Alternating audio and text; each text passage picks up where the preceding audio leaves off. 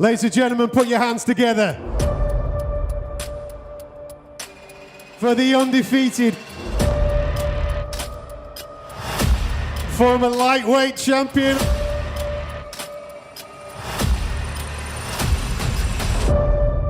Khabib Nurmagomedov!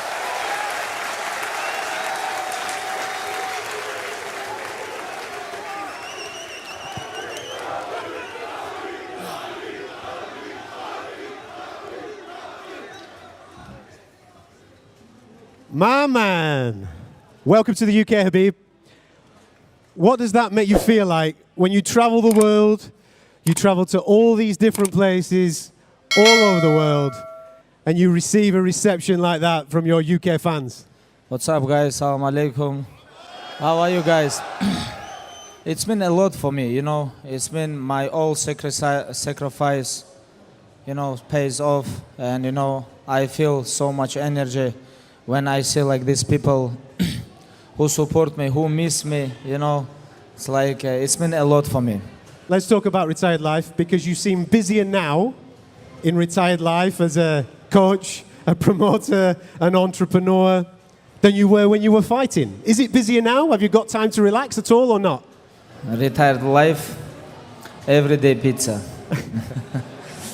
You know, it's like, and I enjoy with retired life because I can do so much now, because when you're professional athlete, you have to be every day twice. You have to be gym, and between training you have to rest. You know, you cannot do nothing. You know, only train, only focus on your career, only focus on your opponents. You know, and all the time, after every fight, your next opponent become more tough, because when you champion, they give you only next contender. You know, and you know, it's like athlete life. It was very hard. It was very, very hard, because you have to follow perfectly everything, like diet, like how you sleep, how you recovery, how you training. You have to do everything perfectly if you want to be best, you know.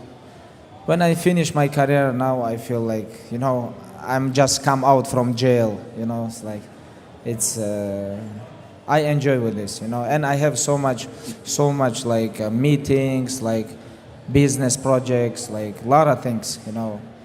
It's very, very good life. And pizza and burger? Honestly, not too much, honestly, but you know, but before I cannot, yeah, I cannot, you know, it's like, but right now I can do whatever I want, because I think I deserve this too, because all my life I was inside the gym, all my life, since when I was beginning walking. I remind myself on the mat, you know, and 32 years I finished. Right now I just become 33. You know, it's like only 1 year I have on like this life, like little bit enjoying life, but we'll see. So much ahead. Absolutely, my friend. I want to take you all the way back. I want to go back to Dagestan when you were a little boy, if that's okay. Now, I don't know if you were aware of this, but in the UK, around 2009, 2010, there was a report by the BBC that said that Dagestan was the most dangerous place to grow up in Europe. Were you aware of your surroundings at the time?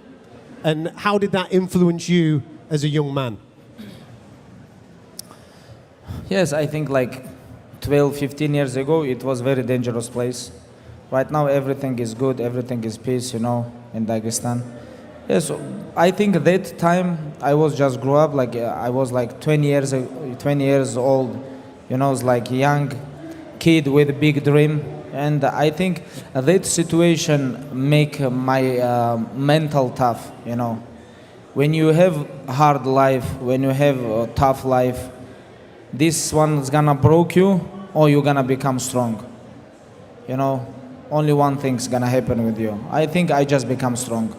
I just become strong, and you know, it was very funny, and but it was very funny time for me. You know, I was just beginning. I remember like when I was 20 years, I have like 5-6-0 in my MMA record, and I was thinking about all the time when I watch UFC, I see like they have a lot of people with bad records, and I was like, okay, I have 5-0. Why I cannot compete in UFC? And at that time, my dream pushed me, you know, and right now I'm here, you know. It's like after 12, 13 years, I'm already finished with my career. You know, time goes very fast. We got lots to talk about on that fantastic career. But staying in Dagestan for a moment, I saw you recently talk about this, and it made me smile. And it's connected to your father. And when you and your family went to other people's houses or to parties and other people's places, your father would size somebody up for you to wrestle at the talk me through that, because that made me smile. That he would go, that boy there, let's see if you've got the skills to be able to compete with that boy there. You know, that time I was thinking this is our like traditional in my republic, but then I understand this is only my father doing these things. You know, all the time when I see someone like with almost with my age, like almost like with my size. So how old? How old? 9, 10? I think 9, 10. Okay. 9, 10. 9, 10, like 11, and all life. And you know, and he always like, okay, how old are you? Come here. How much your weight? Okay, just wrestle with him. And I have to wrestle, and I know, and if I don't beat him, or it's gonna be like almost like draw, we have to fight, you know. I know it's not only wrestling, it's gonna be fight too, end of the end of the wrestling match. And all my life, father, he make for me always challenge, you know. Even when I go to the school, when I go to the gym, like everywhere, it was like challenge everywhere, with everything and with everybody, you know. And this is make my mental, I think, put my mental on different level than other fighters in a lightweight division. You know, all the time when I fight with my opponents, I always feel like mentally I am one step ahead, you know, because when you go to the close with your opponents, you can feel this, because we like warriors, we like fighters, we feel energy, you know. And I all the time when I meet my opponents, I feel like, okay, you can be stronger than me, you can be like faster, or you can be like much better than me, wrestlers, grapplers, or strikers, doesn't matter. But I know when tough time come, my mental gonna be step ahead than you, you know. This is all about mental. Can I ask you about wrestling the bear when you were 9 years of age? When your father suggested that, what was your initial thought? It was like, I remember I told him, he tried to bite me. He say, bite him too, no problem. You know, it's like, it was very funny moments in my life. What did your mum think of that moment, of your father saying, wrestle the bear? Because I'm thinking what my mum would think of my dad encouraging me to be in that scenario. What did your mother think of it? When I see him, I understand I have to fight with him. I don't remember that time much, because I was 9 years old. Yeah. 9 years old, and I remember only very little, you know. Is it true that your father as well, the bottom of your house was a gym, and your first experiences of mixed martial arts was watching your father train other athletes from around the village, and you used to sit and watch them? What was that like?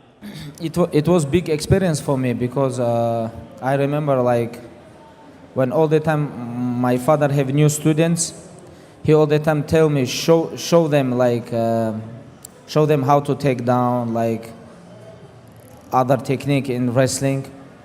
But like when I was like 5, 6 years old, I remember sometime I teach big guys, you know, and I knew I have to be like good example, because my father was coach, you know, and everything what he tried to teach people, Even if you don't talk with me, even if you talk with other students, I learn because I all the time was with him, and I see and I feel all his energy. You know, I feel all his energy, and you know, and I try to learn. You know, this is what I love. You know, even I right now I try to learn too. Even I'm finished with this sport, but I try to learn. I watch fights, I watch techniques because so many fighters with so many different techniques, and it's very important. You have to be. One time I hear like how George St-Pierre say, even if you black belt, you have to be in your mind white belt. You have to learn always. You know, this is what I try when I was kid, when I was with my father all my life. Just learn. At that time, I believe, and correct me if I'm wrong, that your father's ambition at that time was to help children and other people in the area and distract them away from the bad things that they could get involved with, that he wanted to give them something positive, and he invited them to his house and to his gym in order to train them and show them martial arts. Like all his life, he never have business. All his life he never had business, but all the time he tried to help people. He always take care of people, he always help people. And even I remember like 1999, when we from a small village we moved to capital city, he bring 15 his nephews. It was like my brother, my cousins. It was 15 people. He bring to the capital city because in a village like bad school, bad opportunity, but in capital city like it was good future, you know. And he bring all of us, and we was living in one house. Somebody go to the school, somebody go college, somebody go university, but all day it was like army, you know, for us. Almost like 10 years we living there. And from this house become four guys become world champion, and you know, UFC champions, like, and a lot of good people, you know. Now like everybody have good life, you know, and everybody help other people, you know. It's like in village, like city, everywhere. And back in the days when I watched this, I didn't understand what you're doing, but right now I realize his view, how was his view in that time, because like 20 years ago, like 22 years ago, he was almost in my age, and now I understand what it was for him, how he was watching on all these things, what he doing, like on future, you know. It was invest to the people. This is best investing. Phenomenal, absolutely phenomenal, and we're thankful of his tremendous work. We'll speak a little bit more about your father's legacy a little later. You went from wrestling, judo, combat sambo, obviously then you begin your professional martial arts career, get to 16-0, sign with the UFC. Talk to me about that, because at the time, for people that maybe don't remember when Khabib signed for the UFC, there hadn't been a Russian fighter that had gone to the UFC for 10, 11 years at that time. It was very difficult for Russian fighters to sign for the UFC, and you were the first to do that. And even at the time of you doing it, there was challenges along the way, like legal situations that you had to overcome in order to become a UFC fighter. A difficult time at that time, but a proud moment for you to sign for the UFC. At that time, it was very hard time. It was signed with the UFC. I remember it was October 2011, like 10 years ago. I was 16-0, and and I remember I supposed to fight with one Brazilian guy in Dagestan. It was big show in Dagestan, and before fight they sent me contract, and I told father, they sent me contract. This is like dream become true. We have to sign, but I supposed to fight like 10 days before fight. They send me. I say, why I have to fight with him when we have contract? We're doing all this stuff because we want to go to the UFC. I can become first fighter from Russia to sign in UFC. Let's do it. And father told me, no, you're gonna fight first. You're gonna fight here, then you're gonna go UFC. And I say, anything can happen. What happen if I lose? He say, if you lose here, why you have to go to UFC? And you know, it's like this has changed my mind. It's mean if you want to become champion, you have to fight with anybody in the world, you know. And and I signed, and it was same decision when I supposed to fight for the title, 2018, when I supposed to fight with Tony Ferguson, he pulled out, and then they give me Max Holloway, he pulled out, and like day before the fight, I didn't have opponent, but tomorrow I supposed to fight for the title, you know. And Dan, I remember Dana called my manager, he say, we have couple opponents. And I remember I just make weight, it was morning, like 9, 10 morning, and I really want to sleep because one day before to make weight, I didn't sleep, and I told Ali, I'm gonna go sleep, please, after a couple hour, make me wake up. I don't care about any opponent. If they can bring King Kong, I'm gonna fight with him. Just have to be on the line, belt, and that's it. Because all my career, all my life, I tried to become UFC champion. Now, one day before fight, they say I don't have opponent, or just give me belt and then I'm gonna go home. If you don't want, like, I don't smash nobody, just give me belt and that's it. You know, I just go sleep and I wake up and Ali say we have opponent, and I say this is good, and he say it's not interesting who's your opponent. It's like, you know, and he told me it's Yaquinta. You know, I said doesn't matter, Yaquinta or Pettis, Holloway, doesn't matter. Just give me opponent. You know, it was same mentality when I before just signed with UFC. When father say, hey, if you cannot beat this guy, why you wanna go to UFC? Just beat him. And I remember, like, I finished him in first round, and the next day we signed contract, and after 2 months, January, yeah, we make debut. And then it all begins in the UFC. That mentality that you're talking about there, I'm fascinated by, and I'm sure that's why so many people here are major fans of yours. You start in the UFC brilliantly, beating the likes of Rafael dos Anjos and various others, but then you get injured, and you're out for quite some time there. We have a good 2 years where fights are trying to be made, they fall off, but it's because of your knee and your injuries. Talk to me about what was going on inside your mind during those 2 years, especially when people that you'd already beaten were getting the shot at the title and becoming the champion. Opportunities that should have really have been yours in that time. You know, it was hardest time in my career, like professional career, because I remember when I dominate with on Rafael dos Anjos. After that, I broke my leg, like I have ACL surgery. After that, dos Anjos become champion. You know, after like 8 months, 9 months, no, 1 year. We fight April, then March. He become champion after like 11 months. And I tried to come back. I turned one more time ACL and one more surgery. I tried to come back. I broke my ribs. After that, I tried to come back. I have my surgery on my back. You know, it was like, it was very hard time. And I remember I was talking with my with father, like maybe this is like signal from God. You have to stop. And he told me, nah, you cannot give up. When you have some test, you have to show your toughness. If you're tough, if you're not tough, you just can't give up, and that's it.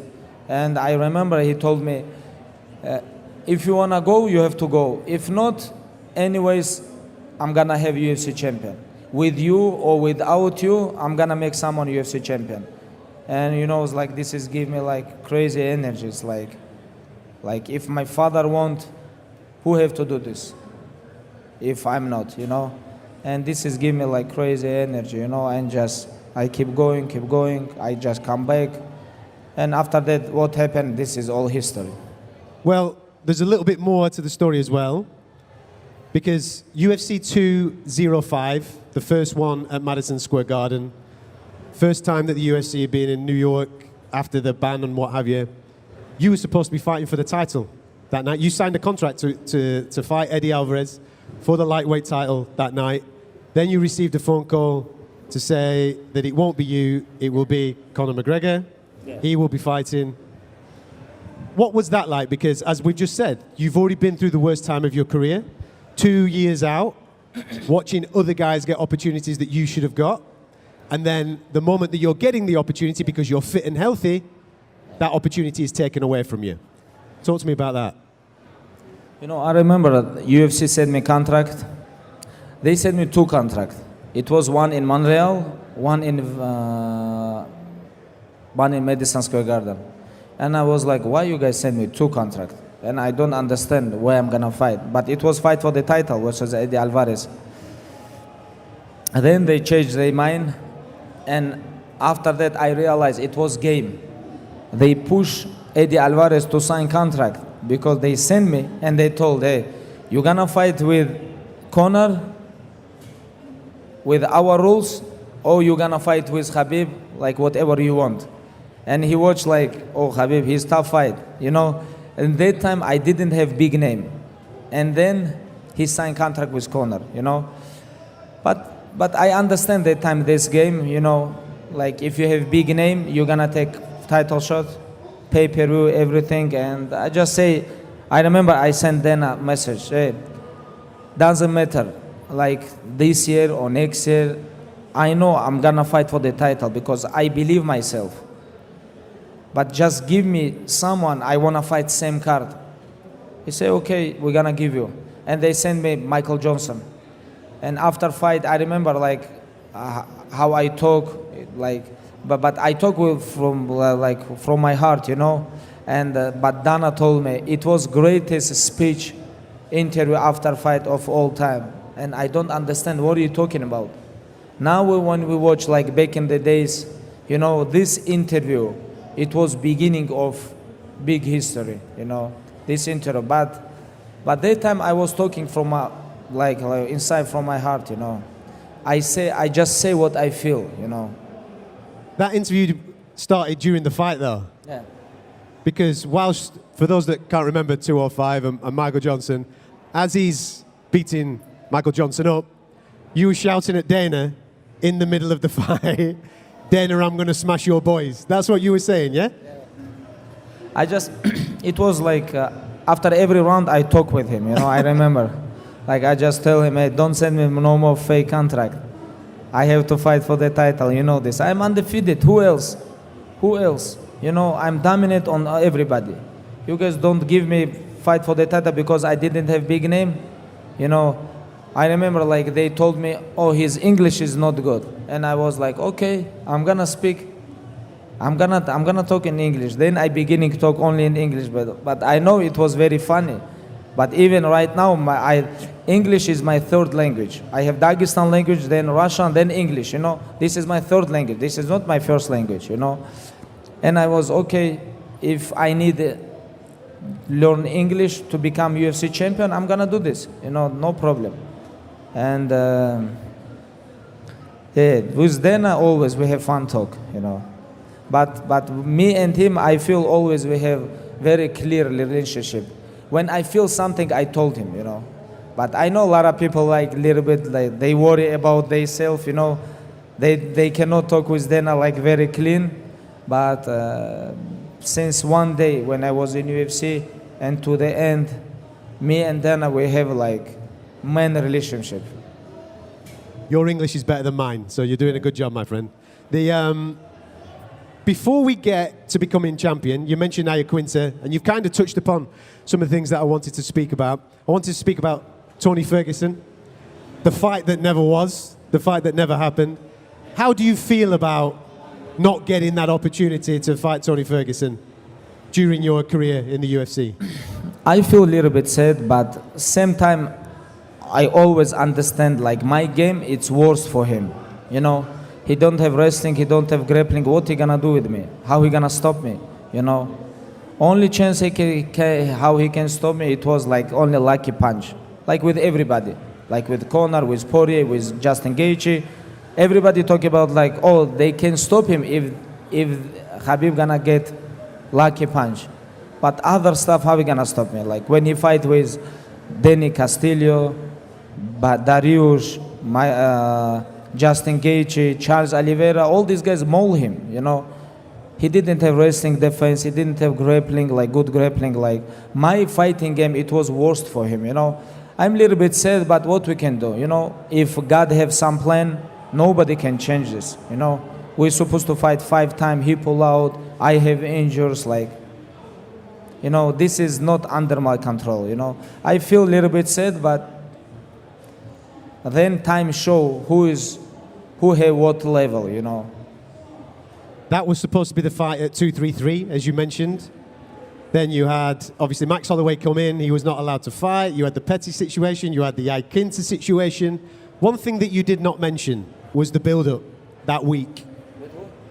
For when you became champion against Iaquinta at UFC 223, that was in Brooklyn. Yeah. And that was obviously that week with Conor coming to New York and the coach incident. You're on the coach with the rest of the team. Just talk about that as a preparation for the biggest night of your life. You're on the verge of becoming the UFC lightweight champion. To have that as part of your fight week, did it make you angry? Did it make you upset? What was your feelings in and around that week? No, it was not upset, it was like a little bit angry, but same time I understand this game, and I grew up on different part of this world, we like very, like, if you're gonna beginning to talk with me, like, in front of a lot of people, and you understand, like, people can protect you, and even like security or something like this. Are you offering me a fight? No, I don't want to fight with you. But I'm going to say I'm going to run. But you understand. Here Yes. you can talk, but when time come, like me and you alone, worry about this situation. This is like completely different. And it was angry time, but same time I understand. Hey, this is my biggest moment in my life. I have to protect myself, like, mentally. If I let my mental go crazy, how I'm gonna fight for the title? Because I have opponent. I just control myself, and I was like, it's when time come, we're gonna show this. And I truly believe that time we're gonna fight one day, and it's happened. And when we go to the cage, when cage closed, me and him alone, he didn't talk. I talk. He just say it's only business, and but for me it's not only business. For me it's very personal. What that did do is that for me it gave your best ever soundbite in the UFC. Send location. That's one of the best things that I've ever heard come out of a UFC fighter. Chilling as well, the way that you were looking at the camera when you did that. You become champion. You beat Al Iaquinta, and then we move on to the fight at UFC 229. You just mentioned there. And then they said me location, finally, They give you It was happiest moment in my life. I was going to ask, what was that feel when they booked that fight? Because normally in situations like that, sometimes fights like that don't happen because of whatever reason. When that fight gets booked, when it's happening, I can see that you've got a smile on your face about it now. But what was the emotion at the time when they send the contract, it's happening, you against Conor? It was like we just signed contract, and it was like, I pray God, please just make me and him, like, just close the cage, and me and him be alone. It was like, this is what I really, really want that time, because you never know, like, someone can injure, something can happen, like, you never know, like, and I was preparing for this fight, and I was waiting for this moment, and it was very, very, very, very happy. I was very happy when I remember when I come inside the cage, and when cage closed, I remember I look at Dana and I say, today you cannot protect him, and then I asked me, what? I said, today you cannot protect him. It was like he don't hear me, Say it's okay, after fight talk. Let's talk after fight, because you mentioned there, he said to you in the cage, we've all heard it, it's only business, but you said it was more than that. It was personal to you. Is that the first time that you can remember, whether it be professional, personal, or whatever, that those emotions became too much, and that you wanted more in that moment, hence jumping out of the cage? Yeah, it was very emotional time, but same time it was my feeling. I really want to bite someone hard, you know. Do you have that feeling in your life? No? I can't say I do, Khabib. No, I'm not that guy. You know, it's like I just try to bite his heart, you know. It's like, What made you go? I don't know, maybe you can feel this or no, you know. I am the eagle, you know.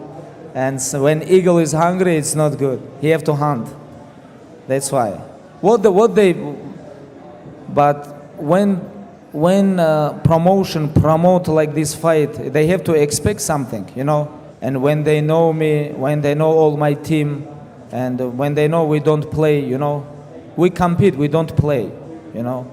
You cannot play MMA. You can play soccer, you can play like American football, you can play hockey, but you cannot play MMA. You have to fight. This is fighting game, you know. A lot of people say it was like very strange, weird, or something like this, but it was my decision. How do you feel about him now? Because we've all seen what he's tweeted recently in connection to you and your father. What emotions do you have towards him right now? Like, I feel what happened in Vegas, stay in Vegas. I just don't think about this, you know. It was like so many moments in my life happen for reason, you know. And it was not my plan, you know. This is happened, it's happened, you know. And I just don't think about this, you know. A lot of people all the time remind me this situation, but my mind is like different in other way. Let's move on to a positive fight moment. UFC 242.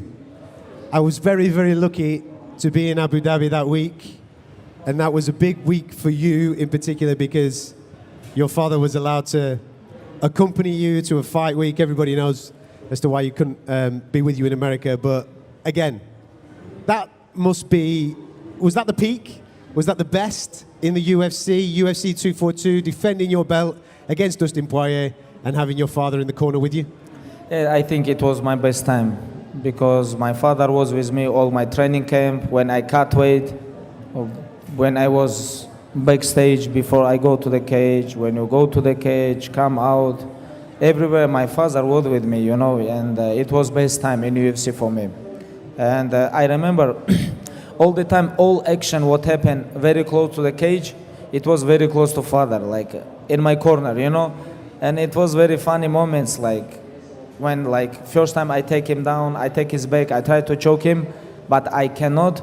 And father told me, like, do this, like change your hips, change your leg. Like, I remember, like, I tried to choke him first time, but Dustin did very good job and he escaped. I look at father, I say, what I say? I say like he's slippery or something like this. And father said, no, focus on him, don't talk with me. It was very funny moments, you know. It's like there was a moment in that fight where Dustin attempted a guillotine on yourself. What was your father's instruction at that particular time, or could you not hear him? Were you just concentrating of trying to get out the choke? No, I was thinking about Dustin, and I think like this guy crazy. He think I'm gonna tap in front of my father. It's like it was very close to father. I remember, you know, and I changed my hips, escape, come out, like it was all my training camp. I know when I'm gonna try to take him down, his right hand guillotine is very good. He always try this, not left hand, right hand, because he's southpaw. He take with right hand and he move his hips. Like I know because I'm I'm orthodox with right hand, you know, but I like choke people with left hand, you know, and I knew he's gonna try me choke me with right hand.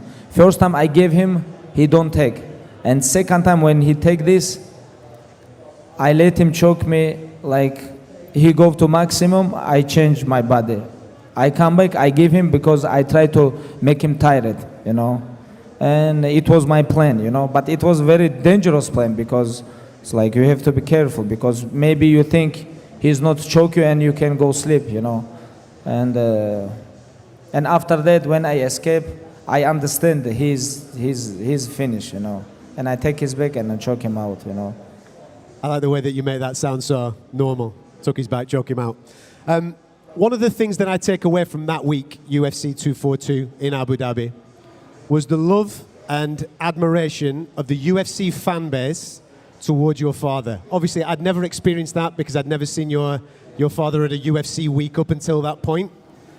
What's that like as a son, as a person that has been trained by your father? What was that like to see how the fans reacted to him in that moment? It was very funny because father was surprised a little bit. He was surprised, like a lot of people recognize him, they come to him, like, I tell him, hey, relax, you big star now, you know. We was talking about all this situation, you know. And I remember, like, we supposed to go to open workout, and he said, I want to go earlier. I just want to watch how other guys training. And I said, no, you cannot go. It's going to be a lot of fans there, a lot of people. And he said, no, I want to go there. I just, okay, because I know I have to let him do this because he have to understand this, you know. And he just come back. These guys don't let me watch how other people training, you know. I say, what do you expect? Now you big star. Calm down. You have to be with me, you know. It's like very funny moments. It was very funny moments with father. I remember seeing him try to come out, and there was no chance. Yeah. Absolutely no chance. Back in Abu Dhabi then, the last one. UFC 254, Justin Gaethje. We spoke about mental strength being one of your biggest attributes. I want to talk about the build-up to this fight because obviously your father was no longer with us. Coming into that fight, you had to deal with that bereavement, not just for yourself, but for your family. You went ahead with the fight, dealing with that, dealing with illness, dealing with a broken foot. Why not just either not do the fight or push the fight to another day? Why did you go ahead with it? Because in my head was like, I was thinking all the time, it's gonna be my last fight. And I really want to finish with this game, you know. And I promised my mother. And I say it's gonna be how I'm gonna, when I have all injuries, when I was in hospital, when I have this virus, I was in hospital like 1 month before fight. And I was like, how I'm gonna explain to mother I have injured. I have to go another training camp. She's not gonna understand me, you know. And I was like, okay, 1 more week, I'm gonna make a decision. And I remember we was talking with all team, with Coach Javier, and Javier told me, I remember, next week we're gonna make sparring, we're gonna watch how you feel. And then we're gonna make a decision. I say, okay. 3 weeks? 3 weeks out from the fight? It was 3 weeks before the fight. And I told, like, I remember, like Monday, I go 2 rounds, only 2 rounds. I was very, like, I feel very weak, you know. I just come from hospital, jump to the sparring, you know. And I told coach, please, tomorrow give me 3 rounds. Then we're gonna make this. And every day we just talk. And it was every day sparring days, because we wanna know how we feel. And every day like this, we were thinking we're gonna cancel. And fight day become, you know. I remember before when we walk out, like I watch like my brothers, Coach Javier, how they nervous. And but they didn't understand how I feel in my mental. My mentally, I was, it was my highest prime time, you know. Not with Conor, not with Dustin, not with Yaquinta, with Dos Anjos, not. It was my highest prime time, you know. And when I go to the cage, I just show this and that's it. How many people did you tell that this was it? Was it just your mother? Was it just your very close friends? How many people knew? No, nobody. Nobody know this. Only I know and mother. But mother told me she when I promised, she say, I don't believe you, but I really want it was your last fight, but I don't believe you. But I say, but because she understand I sacrifice all my life on this sport, and it's gonna be very hard decision for me. But Can you remember the emotions in the immediate aftermath of that fight? You stopped just in, and we all saw you in the center of the octagon. Very emotional at that time. Can you remember that moment? Because it felt, I was there, and I was lucky to be there, but there was no fans. It was just you, Justin, in the octagon. That was it. Can you remember that time? not much, honestly, not much. I remember how I spoke, everything, like not everything, like. Incredible mental fortitude to go through what you did, to have that fight at that particular time and to make the decision that you did. As an observer and as a fan, the thing that I've concluded, and you can correct me if I'm wrong, Khabib, that you believe that your father's work, your father's legacy, is now more important than what you do inside the octagon, and you're the man to be able to continue his work, inspiring the next generation to come through and make more UFC champions. Is that a fair assessment as to why you've called time on your own professional career and what you want to do next? You know, it's like this is like very important right now for me because right now I have everything, you know. Even I don't need to work, you know. I have everything, but most important things, like biggest goal in my life, not only be like coach or be around the MMA community or something like this. I feel I can do much more than be just around MMA community or coach something. Just help people, you know. This is what I learned all my life from my father, and I just want to help people. I just want to give them opportunity, make build some platform where people can jump and you know, like just give people opportunity, help people. This is my biggest goal in my life right now, you know. And I'm gonna do this. And my father all my life, he teach me this, you know. And I cannot be different. I cannot be different, Khabib. You know, it's like buying watches for $1 million, buying planes or something like this. I have different plan. I have different mentality. I have, you know, it's like where I grew up, we don't understand this. Do you feel pressure? Have you ever felt pressure for a normal human being to looking at you and the things that you have to deal with, UFC champion, obviously carrying the hopes and dreams of your people on your back? Have you ever felt any pressure, or is it always about, it's just me and I'm doing my thing? Of course I feel pressure. I am normal human being, you know. It's like I'm regular person, you know, and I feel pressure. But I think difference between me and you, for example, I think I can handle this more than you. I feel this. This is. I don't talk bad about you. I just feel this, you know. I think you have some skills better than me, but about pressure, I think I can handle biggest pressure than you, you know. I agree. It's like this is, you know, every people is they different, you know. But like for example, I know I'm never gonna be a doctor. I'm not doctor. I cannot make surgery for some people. When I see doctors, how they can make surgery, I don't understand. But many people look at me and they don't understand how you can fight like this, you know.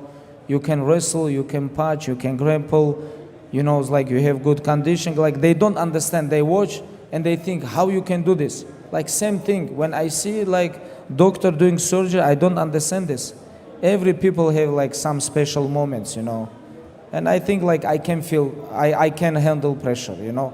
This is about mental, this is about your believeness. I think this is about your crew, who around you. This is about where you grew up, you know. You know, like a lot of people, when they wake up, they have very good breakfast, you know, like smoked salmon with croissant, orange juice, cappuccino. They have good life. But for some people, if they find water, they're very happy, you know. There's a lot of different people around the world, you know. And I'm not from Europe, I'm not from like America. I'm from small village, from mountain, you know. In my mountain, in my village, people work summertime because they don't wanna die winter. Because winter you cannot work. You cannot find like food or something like this. They just work summertime and put food, you know, like for eating in winter time. I'm from this village. That's why this two big difference between us. You from England, very nice guy. You have everything, you know, it's like, this is two difference. But it's not mean you bad guy, I'm good guy. No, you have very good, I think, some skills, much better than my skills. But I have my own skills. That's why it's better. If we don't fight, if we're gonna be friends, it's gonna be good. You know, two heads. I agree, my friend. Thank you. I've got some.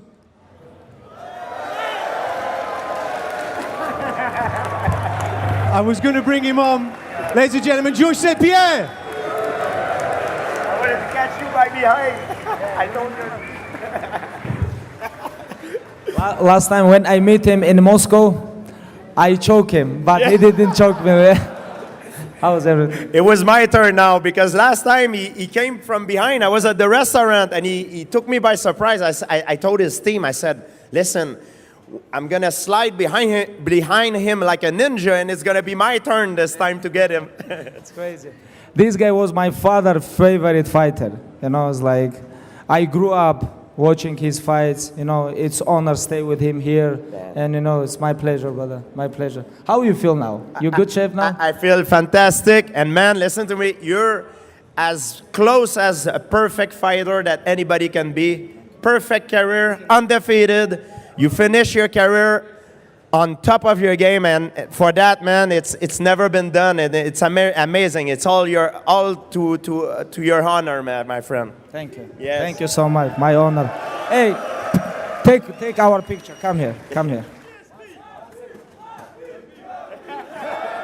There you go.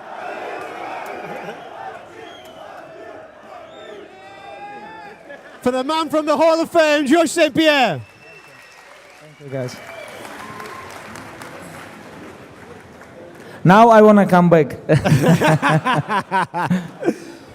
You mentioned that George being your father's favorite fighter, and as a child you were watching him on television. How much of an inspiration was George in the building of your mixed martial arts career? I remember when me and my father we watched his fight. It was versus Sean Sherk. It was great performance from him. You know, it's like I was I think like 18 years old kid, maybe 17. I don't remember. It was long time ago. I think 2007 or maybe 2006. Yeah. I think it was before when he beat Matt Hughes. I think it was.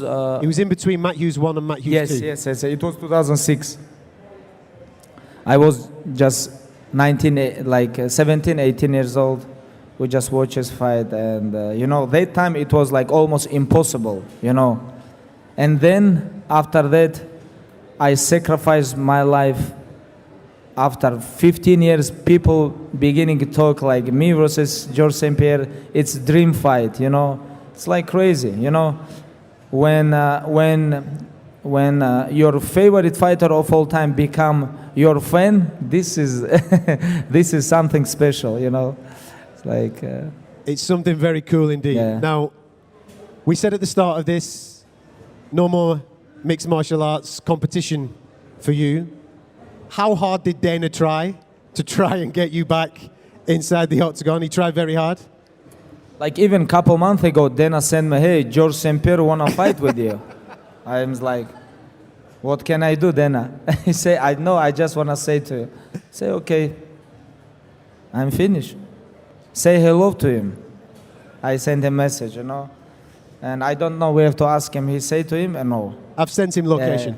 But it's like when I finish, brother. It was like 10 years in UFC, very happy moments, And I become best fighter in lightweight division. I become pound for pound #1 on that time, October 2020. I was like, finished, done. And if I want to make money, I have to move to business, because MMA is for me is not business. It was for me is like to I just try to show people, like, doesn't matter where you're from. If you have dream, you have to follow your dream, And when you're gonna follow this perfectly, this dream can become true, And I show like millions kids around the world. Doesn't matter you're from Asia, Australia, from mountain of Dagestan, or from South America. Doesn't matter. If you're gonna follow your dream, you can become champion. I know that you have been offered other things, as in boxing matches with people like Floyd Mayweather and all these types of things. Does any of that excite you at all? Right now, no. Right now, it's like everybody. I am not boxer. But I have 13 fights in UFC, and I fight with a lot of great strikers, and nobody even touched my face. This is very interesting too. A lot of people, when they watch my striking game, they think, okay, I can catch him. But when they go to the cage, they understand my distance, my fake, my speed, how I mix wrestling and striking. This is a little bit different than they think before, This is not a little bit, this is much different, And all my career, 29 fights, nobody catch my face. I never remember I have scratch or something like this. I don't know, but people still talking about my striking game, but I agree with them. And my face say different, My face don't agree too. What about soccer? Are you going to be a professional soccer player now? What's going on? What you know about soccer? I know a little bit. I know that you know a lot. Yeah, I love soccer. When I grew up, it was dream become soccer player. Yeah. Football player, but it was not stadium in Dagestan. It was only 5, it's like gyms where I can wrestle or fight. Honestly, for me, the best sport, it's football. I love football. Your team is Real Madrid, yes? But your good friend is now playing at Manchester United. What's going on, man? Are you going to support Manchester United now? Are you going to follow him? Yeah, tomorrow I'm going to go watch game. And I sent Ronaldo, hey, your T-shirt you have to give me. If someone asks, tell them I'm going to choke him out. Tell him be careful, And tomorrow I'm going to go. I'm going to be there. Like I remember when I was like kid, all the time when I play FIFA, like Old Trafford, how many matches I watch, like Champions League, Premier League, all this. Like it's big dream for me, be in Old Trafford and watch how Manchester United play with some big team, like Manchester Everton is very big match. Tomorrow I'm gonna go, and then I'm gonna go Liverpool, Manchester City, and I wanna, it's like all the time when I have like this appearance, I have to give energy for people. But worry about my energy, I have to take somewhere energy too. I need energy, And I think like this too much, they're gonna give me good energy. I hope. I'm sure they will, my man. Just before we finish, obviously you're still coaching. You have Eagles FC as well, your own promotion, which is a fantastic organization, putting on shows after shows after shows. You're still in mixed martial arts, even though you're not competing. What are your goals and ambitions now for yourself in the sport? Is it to coach a UFC champion? Is it to create Eagles FC to be as big as the UFC? What is the next stage for Khabib? I want to create UFC champion for sure. I want to build some business to make opportunity for people. They can find work on my company or somewhere. I have fighting show Eagle FC. I create this because I want to give people opportunity. They can jump on Eagle FC, show who they are, and then they can find themselves in this world. You know, right now it's like in Dagestan, not many things they can do, but I try to do. I try to give them. I try to build some good story. You know, it's like just doing some my own business. You know, a lot of good things right now around, and I think like I need 5-6 years to become good businessman. Ladies and gentlemen, he's hopefully one day going to give me my rematch on the billiards table, yeah? No, you have to deserve. You tell this for people? You tell how I beat you? Yes. They all know. They know. I remember you told me, hey, this is between us, this is secret. That's why I don't want to talk about this. Now you're beginning. Now tell them how I beat you. I'm not talking about this anymore. Ladies and gentlemen, please put your hands together for the former pound-for-pound best fighter on the planet, Khabib Nurmagomedov. Thank you, guys. Thank you so much.